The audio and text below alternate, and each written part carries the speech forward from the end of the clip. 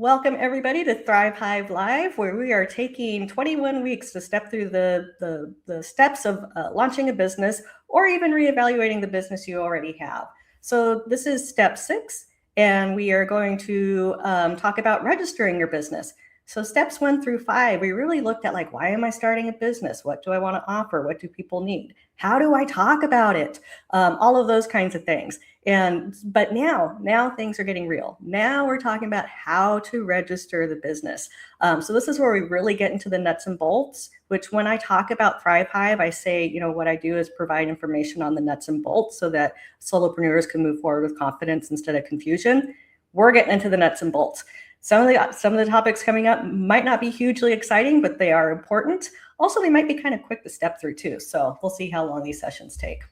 All right, so today it's register your business. And then next week, we're going to talk about your domain and your email. So getting that domain that aligns with your business name and your first steps towards securing it for both your website and your email. Now, we're not going to talk about websites yet. That's down the road. But like once you have your business, let's get that domain locked in because it's kind of tricky. So we'll talk about that.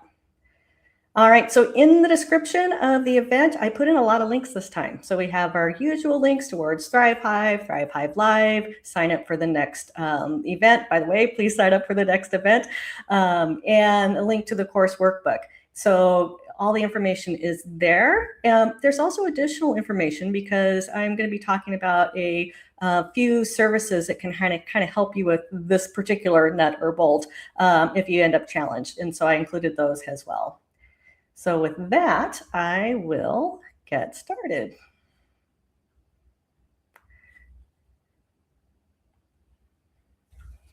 All right, so the first thing you may be wondering is, why even register my business? Can't I just operate and have them send a 1099 or a tax form to my Social Security?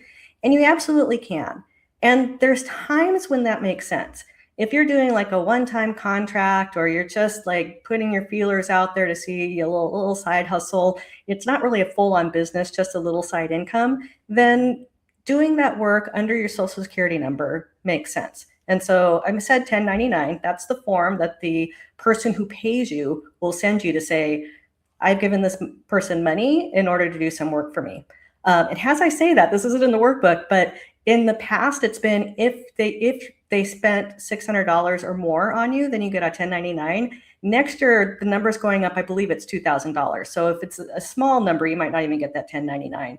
But the difference between having a LLC or an S-Corp, so an actual business entity versus your Social Security number, is that now they're going to send that 1099 form to your business. It's not going to be attributed to your Social Security number. Your business gets its own Social Security number.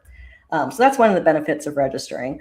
Another benefit is this is, again, when things get real. You go from I'm doing business under my name, my Social Security number, to I own a business. I am the registered owner of this business. It's all mine. I own the name. And that's really a powerful kind of feeling. And so if anybody out there has kind of had any warm fuzzies when they did their registration, please let me know. Drop it in the comments because I'd love to hear from that. Which reminds me, I forgot one of my little homework things. So as far as the comments, please use them liberally. I want you talking to each other. I love it when you talk to each other. Also, I can't see who's out there, but I can see your comments, slightly delayed. But it's good to see who's out there. So please use comments liberally to let me know you're there.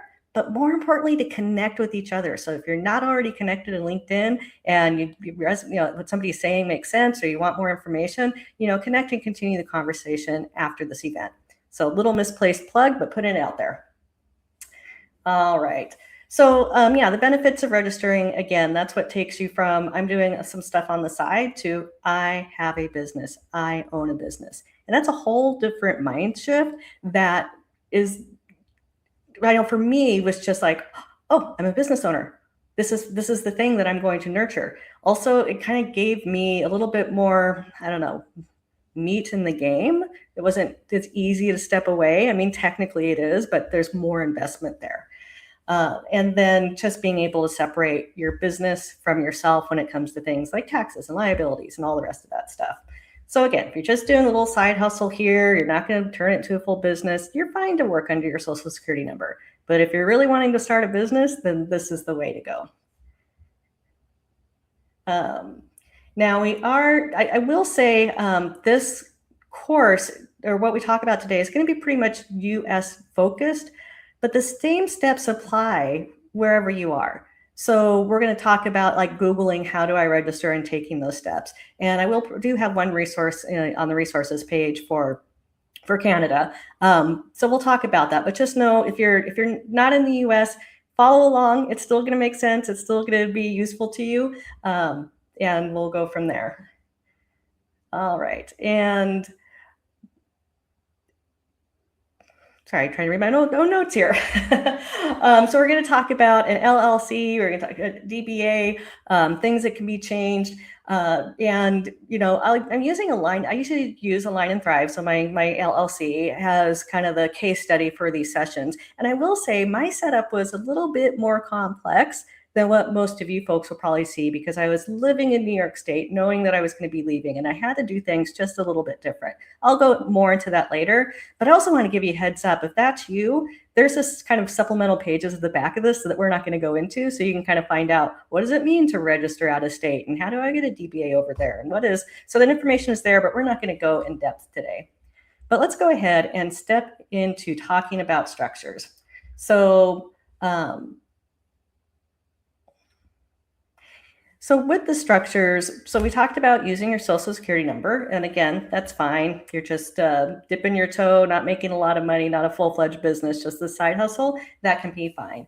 The most common that folks start with is limited liability corporation. And there's different ways to set that up. I'm not going to go into details. You can find it online or talk to an expert. But it's limited liability. So that's saying the liability of your business is not the liability of you. And that's the number one reason why a lot of people go this direction, so that the business becomes a separate legal structure and it protects your personal interests more. Now, when you're limited liability, you pay yourself from the company profits. And so what you take is, what you take is from the equity of the company, and you don't have payroll, you don't have an owner draw expense. So as far as the IRS is concerned, the money you took as part of the profit is what I'm trying to say in short. Sorry, it took me a long time to get there. And then the other one we talk about is the S-Corp. And this one's a little bit different, because in this one, now we're putting a little bit more tax structure on the business. It's still a small business. And you can start paying yourself as an expense, and your health insurance, all of those things are as an expense. And so often businesses, if they're starting big, they may start there. If you're side hustling, growing to an established business, moving on, I will say I don't have deep knowledge of the S-Corp structure, but I did try to help a friend with her taxes last year on it, and it's not fun. So if you're going S-Corp, hopefully you have a CPA to help figure out all of those structures, and I recommend you do talk to somebody about doing that. But the big difference is the LLC, it's just we're taking in our expenses and our income, and whatever's left, we can give it to ourselves. We can keep it in business. It doesn't matter. The profit of the business is what's going to show has the profit either way. And with the S-Corp, the business expenses is going to include the money that you pay yourself and all of the taxes and benefits associated with that as well. So again, pretty high level, and that's kind of the intent of these sessions. I'm not going to deep dive into anything. It's to help you, know what you don't know, to find out where you need to explore more, give you some ideas on how to do that and who to reach out to. So we'll leave it at that from there. All right. So where am I? So when it comes to registering, sorry about that. Hold on one second while I find my place again. So with that, if you haven't considered what kind of business you would register for, or you're thinking about, maybe S-Corp, maybe I should look into that. Go ahead and drop me a comment and kind of where you are on the subject, because everybody is a bit different there. So if you want to let us know where you're at, is it sole proprietor? I'm going to keep working under my SSN. Is it LLC? Nope, I want a little bit more structure, but I will figure out my pay for my profits as they come in. The S-Corp, I will say I've heard from a tax accountant, and I'm not sure his number is right, but I think the theory is, like, it doesn't make sense to go S-Corp unless you're making, and his number was at least $40,000, because again, the taxes are a lot more complex, and the filing for that becomes an expense as well. And then finally, or you're not sure. Patrick, I'm seeing your comment from earlier. You don't remember your emotions from 23 years ago. I don't understand why. All right. So now you may be thinking, how do I actually register my business? And it kind of depends on where you're at and what's going on. That's weird. So in many cases, if you're staying local with your business and your state, your city, your county, whatever, everything's pretty easy peasy, then it may be as simple as Googling, how do I register my business, and going to your Secretary of State, filling out a form, and you're done. So that can be the case for many of you. And once you have that registered, now you can do things like get your EIN. But I also want to talk about, what if your state makes it really confusing? Or you have a more complex structure like I did, and it's like, well, I need to go here for that and this for that, and what's that form? So there are other options out there, and we'll go into those as well. But also, if you, one of the things that you have to do with this registration is say, who is the registered agent? And the registered agent is the person who's going to get the official mail at a street address, not a PO box, for your business. So if you're running your business from your home, you're not traveling, you're probably fine being the registered agent. But there's a whole lot of businesses out there called registered agents, and we'll talk a little bit about one in particular, where they can act as that registered agent. So you may know that I'm in Spain. My business is officially in Washington, Washington State. My registered agent is in Washington State. So that means any official business that comes, or official correspondence that comes in for my business, goes to that registered agent. And then I still have access to it through PDFs through them. So there is a charge for a registered agent, but often there's more services involved with that. So with my registered agent, I can get mail there. They help me with other filings. And so there's a lot of opportunity. And that's how I found Northwest Registered Agent, which we'll be talking about in just a few minutes.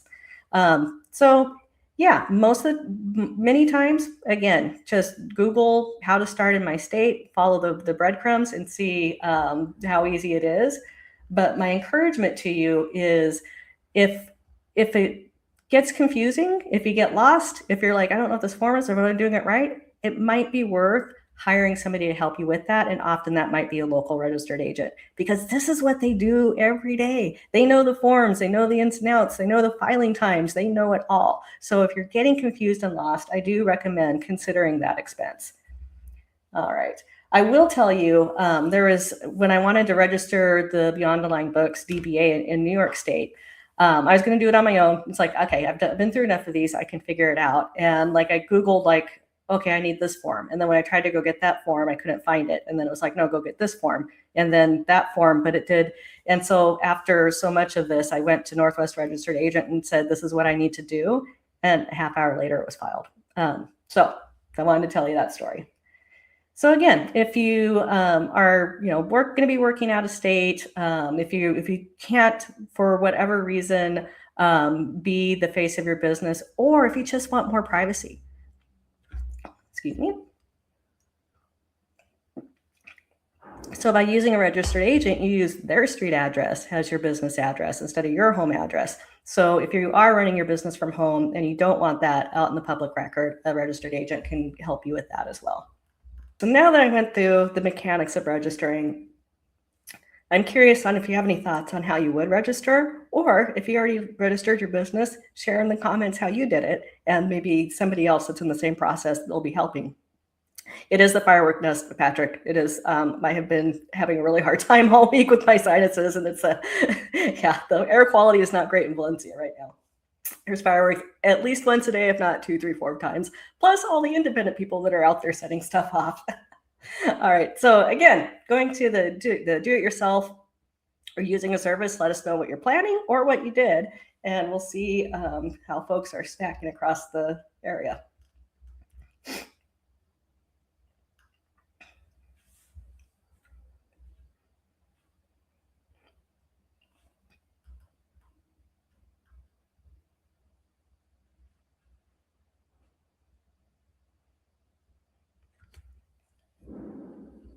To follow up on your question, Patrick, they're not coming inside the apartment, but it's just it's pretty bad air quality all around. So about last Wednesday, I started noticing it, but hopefully we're on the road to recovery.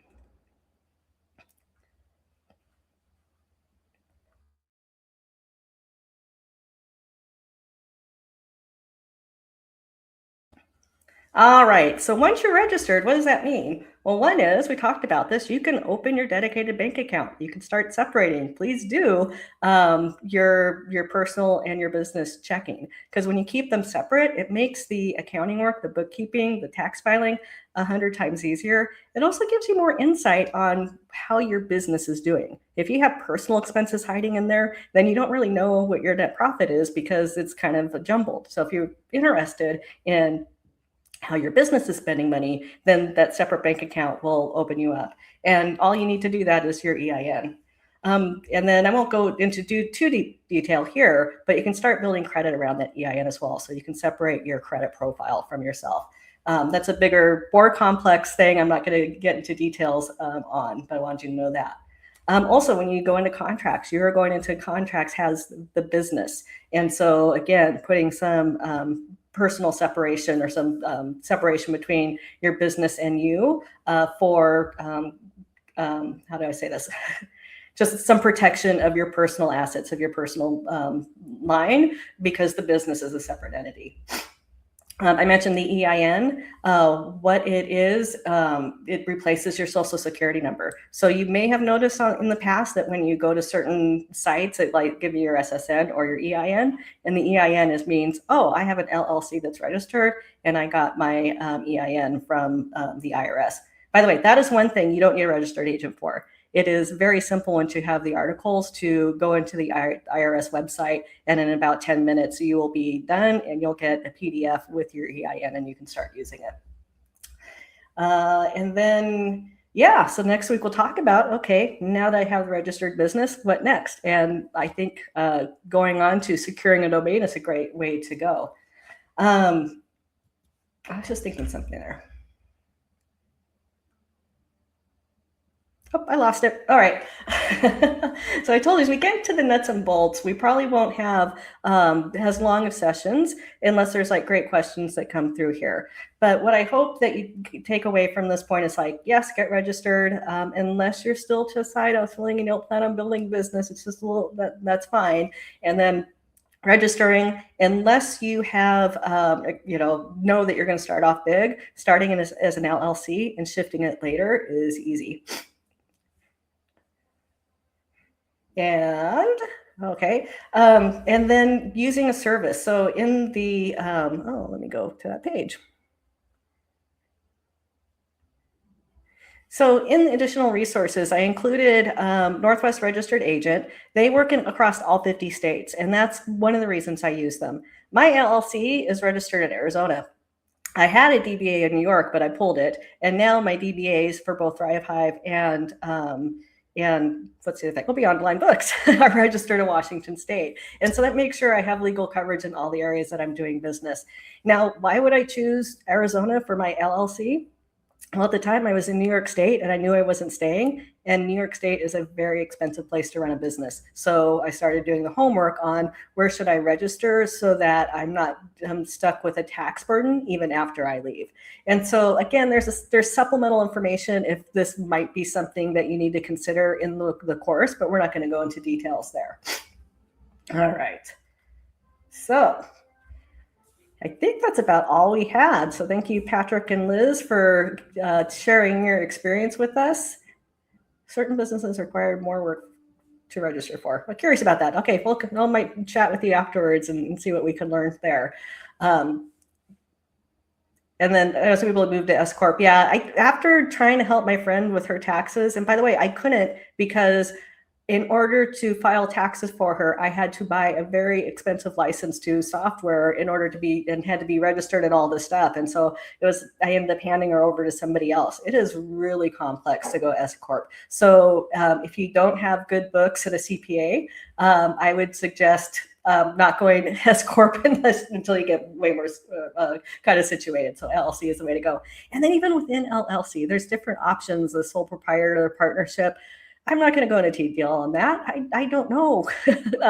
And again, Thrive Hive, I'm helping you discover what you don't know and the next steps to figure out what that is. So we also have some within the resources, some Google searches that you can start with, or a ChatGPT, because we really want you to be able to set up the right structure that benefits you and makes sense for where you're at.